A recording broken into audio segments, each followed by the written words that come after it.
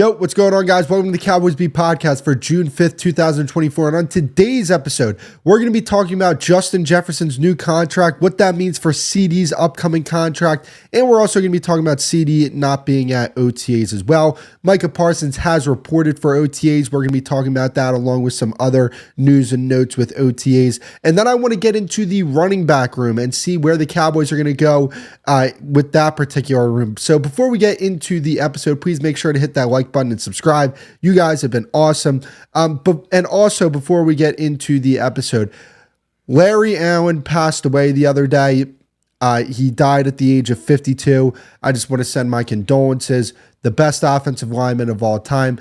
I wasn't around to truly grasp how great Larry Allen was because I'm only 27 years old. So when I was born, he was 25 years old. He was entering the prime of his career, right? And when he ended up leaving the Cowboys in 2005, I was around like 9 years old. So I was really seeing him on like the back end of his prime. And even then, like, I don't really remember much when it comes to watching football at that age. So I wasn't around to truly grasp how great he was. Doesn't mean I don't understand how great Larry Allen was. He is a guy that no matter what team you rooted for, no matter how much you hate the Dallas Cowboys, you had to look at that guy and say, he's really damn good. Even the most biased of people against the Cowboys will tell you he's the greatest offensive lineman of all time. So my condolences to the Allen family. This is heartbreaking news, no doubt about that. And yeah, just really shocking. And yeah, that one hit me because, like, yeah, obviously I wasn't around to understand how great he was, but it's just one of those things where it kind of reminds you just how precious life is and how it can be taken from you in a heartbeat. So always remember to make the most out of, your life and have as much fun as you possibly can while you're here.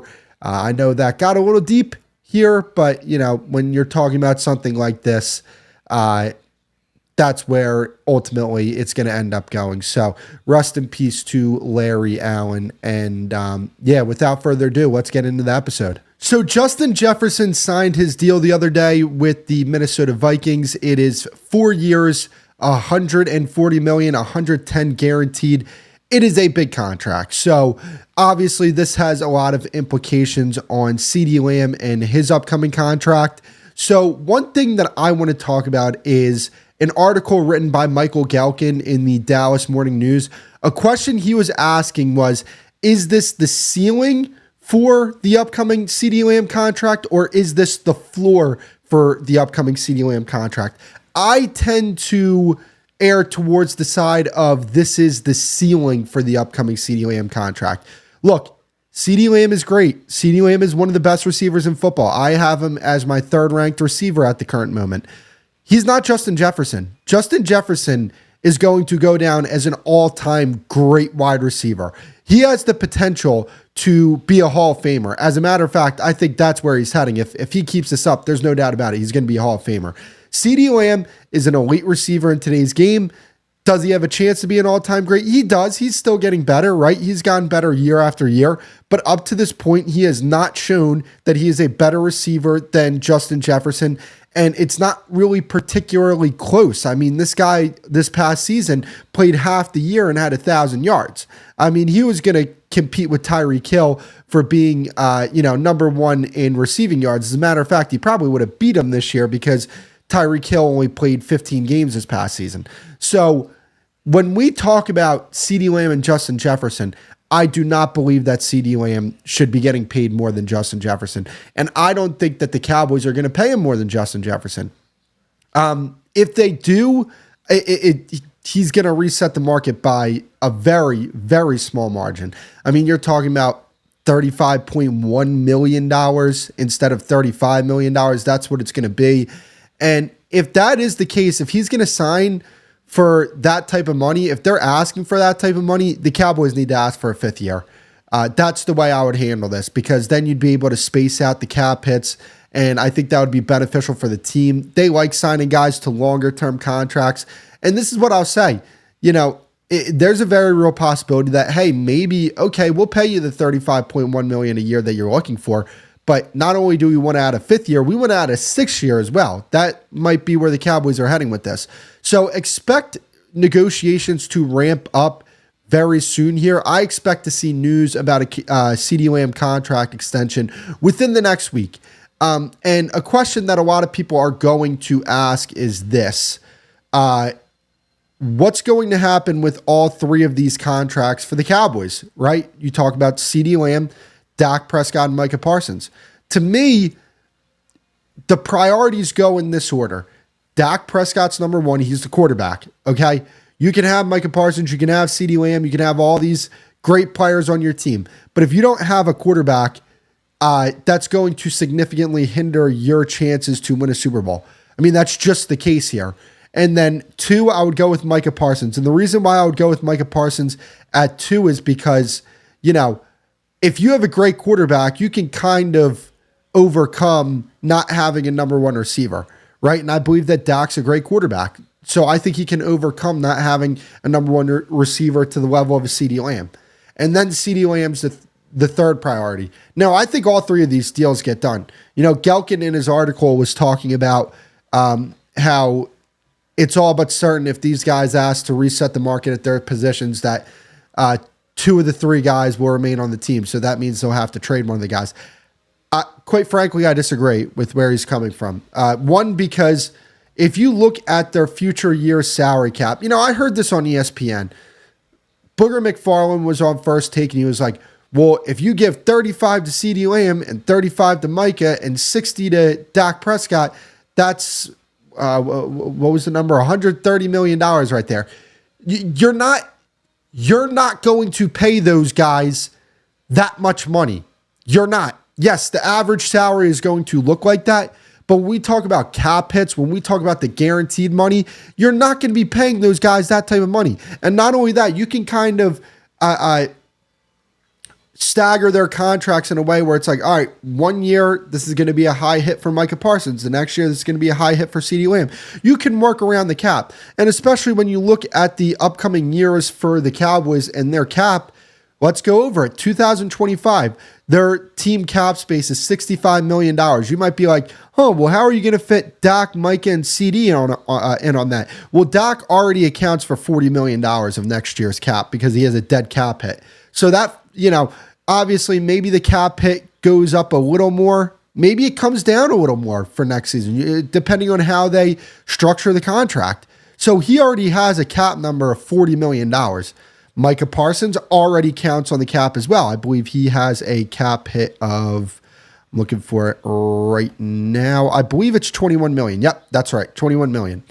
So you have $65 million to play with next year before any type of restructures, before, any type of boost in the salary cap, right? So, and you already have Dak under contract for $40 million against the cap. You already have Micah Parsons under contract for $21 million against the cap.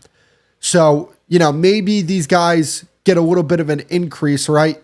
With, their cap number, but is it to the extent where you can't fit CeeDee Lamb under that? No, it's not to that extent, right? And not only that, when you look at some of the contracts up for next year, like Zach Martin might be retiring. DeMarcus Lawrence, he's a guy that could potentially be out of the door as well next year. But outside of that, you're not really signing any guys next year unless it's Micah Parsons. So that's something that you have to take into consideration, right? Like people are like, how are they going to fit all 3 of these guys under the cap? Well, teams do this. Teams fit 3 elite players under their cap all the time. The difference is that it's happening concurrently, right? Like these contracts are happening all at once. The Dak, CeeDee, and Micah deal. So that's why people are kind of like freaking out. And, we talked about the 2025 cap. Let's talk about the 2026 cap. They have $181 million in cap space for the 2026 season. And that includes a dead cap number for Dak Prescott of $14 million. So already in the 2026 season, Dak Prescott accounts for $14 million. Now, obviously, let's just say his cap hits 44 million. Let's just say hypothetically. I don't know how they're going to structure these contracts, right? So that'd be a $30 million increase. You still have $150 million to play with in 2026. Let's go to 2027. You have $256 million to play with. And now this year, Dak Prescott counts for only $2 million against the cap. Which, by the way, $57 million in dead cap money will go towards Dak Prescott if he doesn't re-sign with the Cowboys. They'll be able to fit these guys in the cap. They can actually do it like pretty easily. I don't respect to Michael Galkin. I have so much respect for Michael Galkin that I pay $30 a month to the Dallas Morning News to read his articles. Okay, so there's no shade on Michael Galkin. I don't know where he's getting that from, but that's besides the point. CeeDee Lamb also is holding out. Here's the thing. I had a problem with Micah Parsons holding out of OTAs. I don't have a problem with CeeDee Lamb because he's doing it for a different reason. He's doing it and mandatory minicamp. I'm sorry. He's holding out of OTAs and mandatory minicamp. He's doing it for a different reason because the Cowboys need to get on the ball here and extend CeeDee Lamb. So that to me is a different reason. Sorry, my allergies are kicking in here. Overall, the Cowboys, I don't think should have any problem getting these contracts done. I expect them to get these contracts done. Dak and CeeDee, I expect them to get done by training camp. Micah, we'll see what happens with that. I think Micah is completely fine waiting because that money is just going to keep going up. That's all that's going to happen there. But that is the latest. I expect that CeeDee Lamb will probably come in.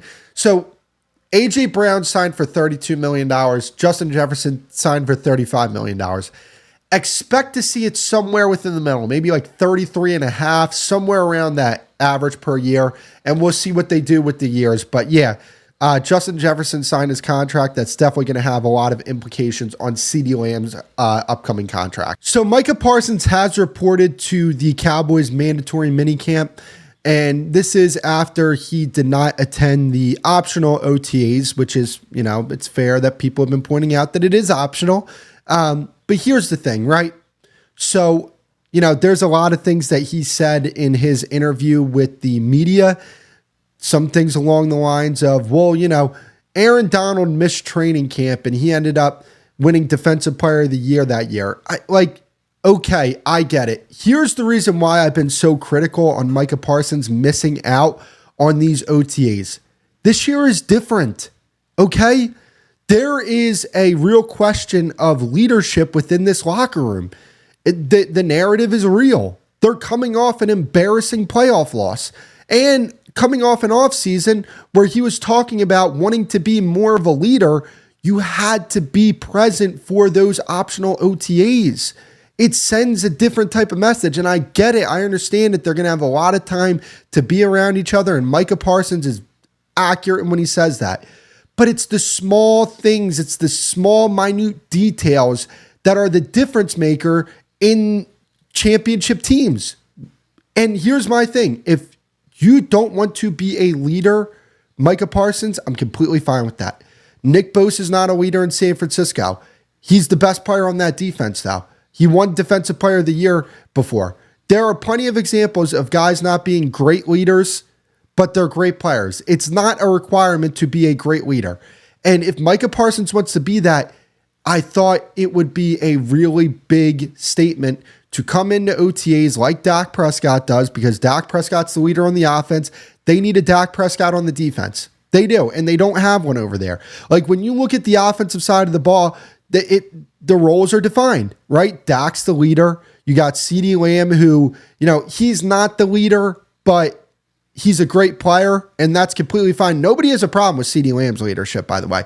Nobody. Why? Because one, he doesn't talk about wanting to be a better leader. Two, you don't really hear from him. Three, it's more proof that you can be a great player and not be a great leader. Just go out there and perform. And that's what CeeDee Lamb does. Also, Jake Ferguson, he's a guy that can be looked at as a leader, but he's also a great player as well. Tyler Smith, great player. I don't know what type of leader he is because he's in the offensive line room and you don't really hear much from those guys. But, it is good to see Micah Parsons back with his team. He talked about Mike Zimmer as well. It was very interesting. And see, here's the thing, and I know people think that I'm like a hater of Micah Parsons. I don't hate Micah Parsons at all. I have his jersey. I think he's one of the most talented players that this league has ever seen, but I don't think he's reaching his potential. That's the only problem I have with Micah Parsons. And I don't like some of the things that he does off the field when it comes to, like, I already explained this before. He's not a bad guy whatsoever. You know, when you talk about the off the field stuff, I'm not worried about this guy getting in trouble with the police or anything like that.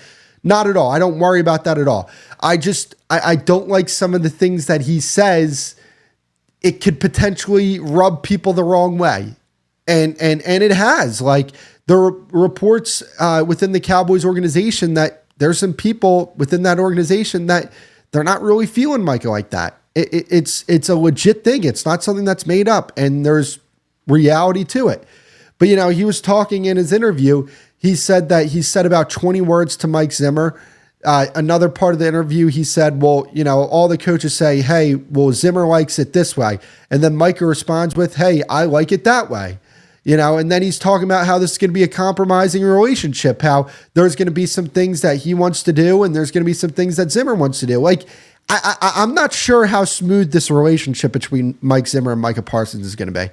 I'm not sure about that. You're going to see times where Micah Parsons and Mike Zimmer are getting into it on the sidelines, and that's completely fine. That's completely fine to me. There's nothing wrong with healthy adversity, right? I could probably find a better word for that, but it is what it is. You're going to see that on the sidelines. You're going to see the camera pan over and Micah Parsons is going to be giving it to Mike Zimmer, or you're going to see Mike Zimmer giving it to Micah Parsons. It's just such a drastic change in philosophy from the Dan Quinn regime to the Mike Zimmer regime. Mike Zimmer is more in your face. He is more disciplined. He is more old school, like Micah Parsons said.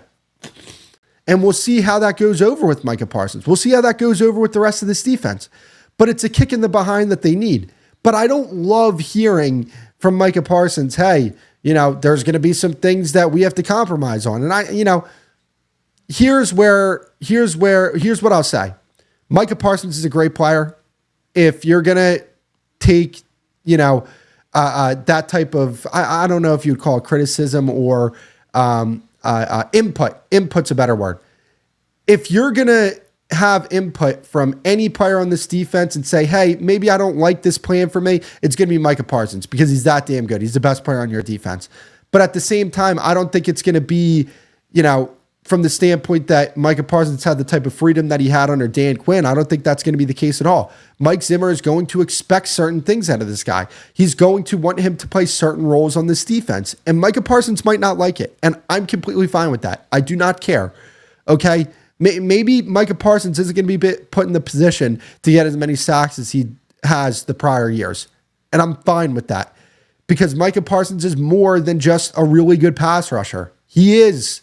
This guy can get you about 100 tackles a year. He can be effective against the run, regardless if you have a great one technique that's taking up blocks or anything along those lines. This guy can be a great player from that standpoint.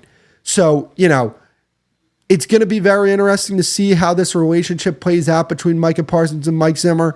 I'm very excited to see what Mike Zimmer has in store for him, and we'll have to see more come training camp and obviously the season. Something that I want to talk about is the Cowboys running back room and where I think it's going to go this upcoming season. As of right now, I don't think the Cowboys have like a true number one running back on their roster, which is fine if you're doing the running back by committee thing. You want a bunch of running backs that are going to play a certain type of role. I also don't think that the running back who might be the most productive running back on this team is on this team right now. I think the Cowboys are eventually going to go out and trade for a guy. They have a lot of comp picks to play with, and there's going to be a few teams here that are going to have surplus at the position, and I think the Cowboys are going to take advantage, and I think they're going to go call a team and eventually trade for a running back. I think that's what's going to happen here. It's a little different, right? Like when we talk about the defensive tackle position, there are guys that are still on the market that could benefit the Cowboys when it comes to playing, one technique defensive tackle. There's a few guys that are still on the market there. Running back wise, if the Cowboys want to go get a guy that's going to be effective for them, like truly effective, they're probably going to have to go out and trade for a guy, which is completely fine. They have a surplus of draft picks in next year's draft. They can trade a compensatory fifth for a running back that, is going to be on a team like the Jets, for example. Israel Abanikanda is a name that comes to mind. I'd be completely fine if the Cowboys went out and made that move. Also, he has juice as well, something that the Cowboys don't have in this room right now.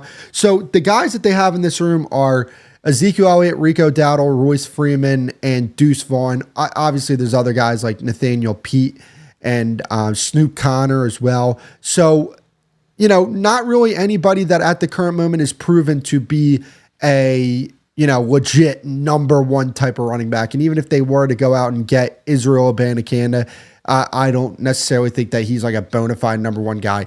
A team that I would look at is the Miami Dolphins as well. With Raheem Mostert, the guy can still play. They have A-Chain, they have Jalen Wright. So we'll see what happens from that standpoint. If they ultimately want to move on from Raheem Mostert, I'd be fine with bringing him on this team. I think that, if you bring him in, no doubt about it, you would have a legit number one running back on your team. So, there's a lot of ways that they can go with this. If they go with the Israel Abanikanda, like one of those type of guys, if they go that route, I'm fine with that as well. Because my thing is this, like, what is a number one running back? Is a number one running back a guy that's just good? Like, is that what people expect to be like a number one running back? Or is he like the guy who gets the most carries, but can also do different type of things for your offense as well? Like, I think Ezekiel Elliott in a running back by committee type of approach can be your number one running back, and you can have an effective running attack, because if you have multiple guys who play multiple roles, that like he could be effective in the role that he plays. Also, he's a guy who's good in pass protection as well. He can still catch the ball out of the backfield. He could be an effective receiver. I think he's better east to west than people want to give him credit for. Some of the tape that I saw, I was impressed with some of his footwork, some of the bursts that he still has left. Like, is it the burst that he used to have? No, but he still has a little burst left. He's still a guy that can get downhill. And, if you want to be more physical with your running attack with, the offensive line that you have with Martin, Beebe, and Smith on the interior, I think you could be that with Ezekiel Elliott as your number one guy. So, am I like bullish on this running back room? No. Like, they need to go sign another guy, or they need to go trade for another guy. Honestly, they need to go the route of trading for another guy, because I just don't think you're going to be able to find an effective running back on the market right now. I mean, I guess there's Dalvin Cook, but are we sure that Dalvin Cook is anything of an asset to a running back room right now? I don't know if that's the case, right? But there are teams that have a surplus at this position, and I think the Cowboys can take advantage of some of the overstocked running back rooms in the NFL and go make a trade. I definitely expect that to be the case. I don't think they're going to walk into the season with this running back room. And like, when you look at the needs on this team, right, I think running back is definitely a need. And I think one technique defensive tackle is a need. Also, depth along the defensive line in general is a need as well. But if those are your needs, like, you're pretty good. Like, I'd rather have running back and one technique defensive tackle be my main needs than like edge rusher and cornerback and wide receiver. It's much harder to find, competent and capable guys at those positions than it is at running back and one technique defensive tackle. So, honestly, the main thing, if the Cowboys want to have, I'm sorry, these allergies are killing me today. I don't know why they're killing me today more than they have recently, but that's besides the point. If they want to have an effective run game, it's going to come from scheme and blocking. That's where you're going to see the most improvement with this run game. Am I confident that the scheme's going to get better? I'm not confident, because Mike McCarthy's never really been known as a guy who runs the ball efficiently. And I don't expect that to change this year. So, I think the scheme's going to be a lot of what you saw last year. And I don't see any adjusting from Mike McCarthy. I don't believe in Mike McCarthy as a head coach, at least as like a Super Bowl winning head coach. But that's besides the point. We can have a discussion about that another day. So, while getting better players at the running back position is going to help, ultimately it's going to be all for nothing if you don't see improvements within the scheme and you don't see improvements with the blocking, which I do expect that you're going to get better blocking this upcoming season. I think Zach Martin's going to be a little more healthy. I think that Cooper Beebe is a better point of attack blocker than Tyler Biotic was last year. I think Steele will be better this upcoming year, 1 year removed from his ACL injury. So, and also the tight end position, Brevin Spanford, we'll see if he's a little better than Luke Schoonmaker was last year. And we'll see if Luke Schoonmaker was a little better than he was last year when it comes to point of attack blocking. So those are some things to consider when it talks about when we talk about running back personnel and the guys they have in that room and just their run game as a whole. So that is going to do it for the podcast for today. Please make sure to hit that like button and subscribe if you enjoyed the content. I would greatly appreciate that. You guys have been awesome recently with the support for the channel, and we're just going to keep on growing here. And, more content is on the way. We're going to get back to live streams pretty soon here. So just very excited for the future of this channel. And by the way, if you guys haven't already, I created a Substack. I'm going to be making articles on Substack. And I'm going to link that in the comment section below. So please make sure to go subscribe to my Substack. I'm going to have my first article out on Friday. So make sure to be on the lookout for that. I would greatly appreciate that. And until next time, I'll see you guys later.